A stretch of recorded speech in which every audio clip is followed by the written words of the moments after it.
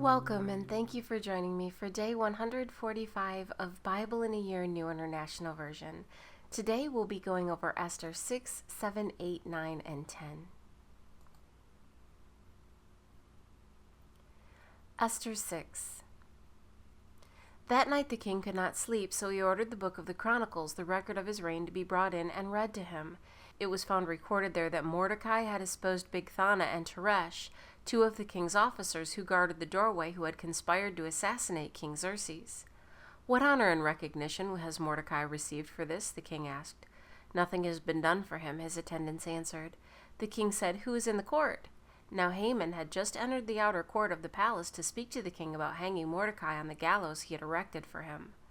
His attendants answered, "Haman is standing in the court." "Bring him in," the king ordered. When Haman entered, the king asked him, "What should be done for the man the king delights to honor?" Now Haman thought to himself, "Who is there that the king would rather honor than me?"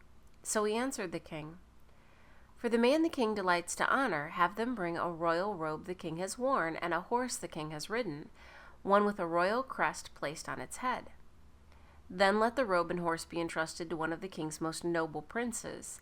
Let them robe the man the king delights to honor, and lead him on the horse through the city streets, proclaiming before him, 'This is what is done for the man the king delights to honor.'" "Go at once," the king commanded Haman. "Get the robe and the horse, and do just as you have suggested for Mordecai the Jew, who sits at the king's gate. Do not neglect anything you have recommended." So Haman got the robe and the horse. He robed Mordecai and led him on horseback through the city streets, proclaiming before him, "This is what is done for the man the king delights to honor."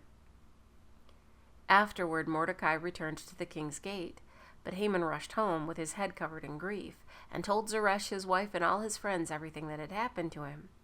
His advisers and his wife Zeresh said to him, "Since Mordecai, before whom your downfall has started, is of Jewish origin, you cannot stand against him. You will surely come to ruin." While they were still talking with him, the king's eunuchs arrived and hurried Haman away to the banquet Esther had prepared. Esther 7.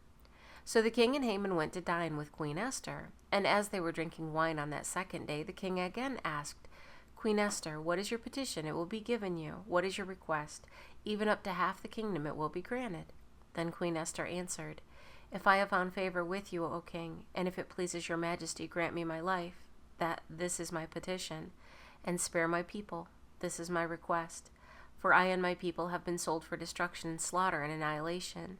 If we had merely been sold as male and female slaves, I would have kept quiet, because no such distress would justify disturbing the king." King Xerxes asked Queen Esther, "Who is he? Where is the man who has declared to do such a thing?" Esther said, "The adversary and enemy is this vile Haman." Then Haman was terrified before the king and queen. The king got up in a rage, left his wine, and went out into the palace garden. But Haman, realizing that the king had already decided his fate, stayed behind to beg Queen Esther for his life. Just as the king returned from the palace guard to the banquet hall, Haman was falling on the couch where Esther was reclining. The king exclaimed, "Will he even molest the queen while she is with me in the house?"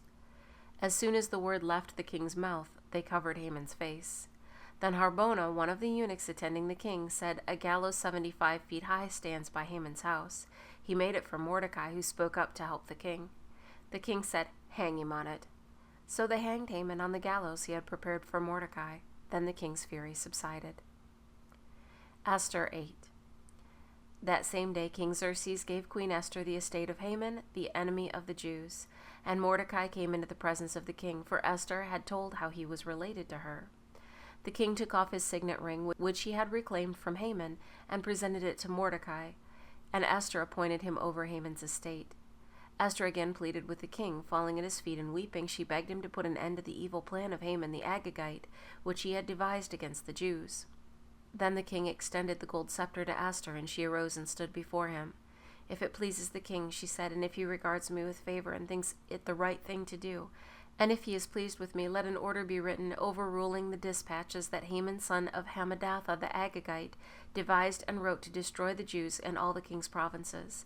For how can I bear to see disaster fall on my people? How can I bear to see the destruction of my family?" King Xerxes replied to Queen Esther and to Mordecai the Jew, "Because Haman attacked the Jews, I have given his estate to Esther, and they have hanged him on the gallows." Now write another decree in the king's name in behalf of the Jews as seems best to you, and seal it with the king's signet ring, for no document written in the king's name and sealed with his ring can be revoked." At once the royal secretaries were summoned on the 23rd day of the 3rd month, the month of Sivan. They wrote out all Mordecai's orders to the Jews and to the satraps, governors, and nobles of the 127 provinces stretching from India to Cush. These orders were written in the script of each province and the language of each people, and also to the Jews in their own script and language. Mordecai wrote in the name of King Xerxes, sealed the dispatches with the king's signet ring, and sent them by mounted couriers who rode fast horses especially bred for the king. The king's edict granted the Jews in every city the right to assemble and protect themselves, to destroy, kill, and annihilate any armed force of any nationality or province that might attack them and their women and children, and to plunder the property of their enemies. The day appointed for the Jews to do this in all the provinces of King Xerxes was the 13th day of the 12th month, the month of Adar. A copy of the text of the edict was to be issued as law in every province and made known to the people of every nationality, so that the Jews would be ready on that day to avenge themselves on their enemies.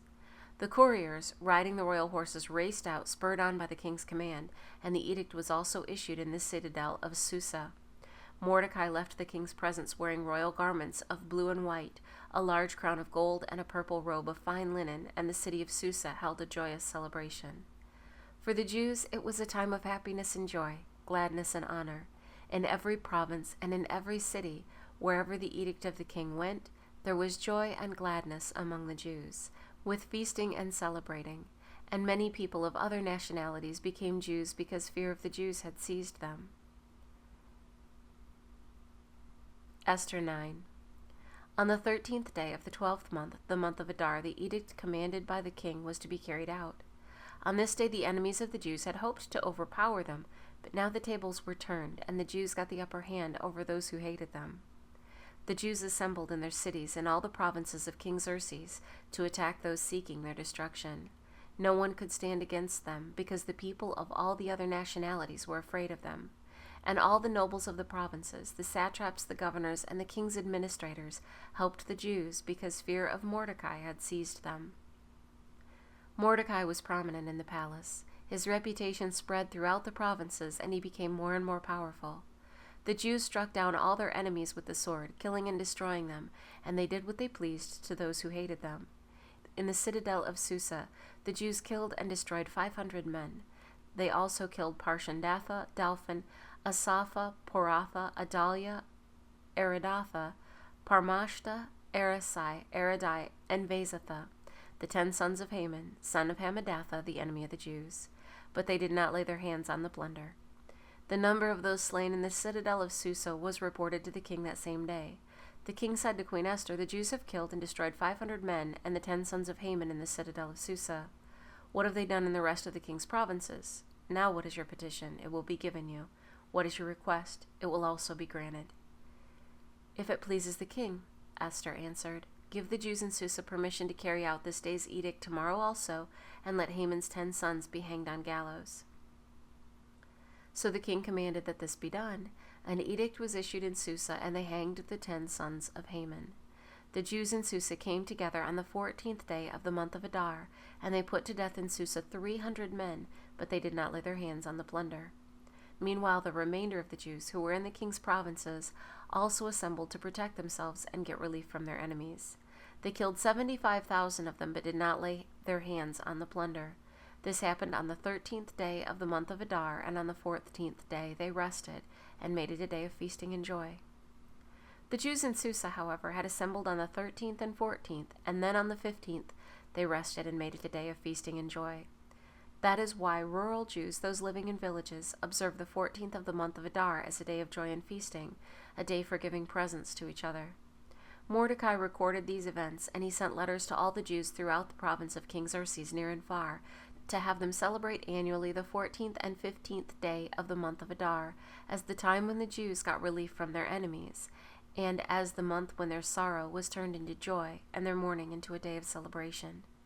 He wrote them to observe the days as days of feasting and joy, and giving presents of food to one another, and gifts to the poor. So the Jews agreed to continue the celebration they had begun, doing what Mordecai had written to them. For Haman son of Hammedatha, the Agagite, the enemy of all the Jews, had plotted against the Jews to destroy them, and had cast the pure, that is the lot, for their ruin and destruction. But when the plot came to the king's attention, he issued written orders that the evil scheme Haman had devised against the Jews should come back onto his own head, and that he and his sons should be hanged on the gallows. Therefore these days were called Purim, from the word pure. Because of everything written in this letter, and because of what they had seen and what had happened to them, the Jews took it upon themselves to establish the custom that they and their descendants, and all who join them, should without fail observe these 2 days every year in the way prescribed and at the time appointed. These days should be remembered and observed in every generation by every family, and in every province, and in every city. And these days of Purim should never cease to be celebrated by the Jews, nor should the memory of them die out among their descendants. So Queen Esther, daughter of Abihail, along with Mordecai the Jew, wrote with full authority to confirm this second letter concerning Purim, and Mordecai sent letters to all the Jews in the 127 provinces of the kingdom of Xerxes, words of goodwill and assurance, to establish these days of Purim at their designated times, as Mordecai the Jew and Queen Esther had decreed for them, and as they had established for themselves and their descendants in regard to their times of fasting and lamentation. Esther's decree confirmed these regulations about Purim, and it was written down in the records. Esther 10.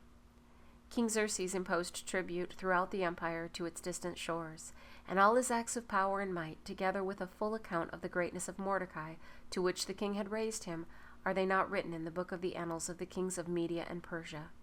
Mordecai the Jew was second in rank to King Xerxes, preeminent among the Jews, and held in high esteem by his many fellow Jews, because he worked for the good of his people and spoke up for the welfare of all the Jews.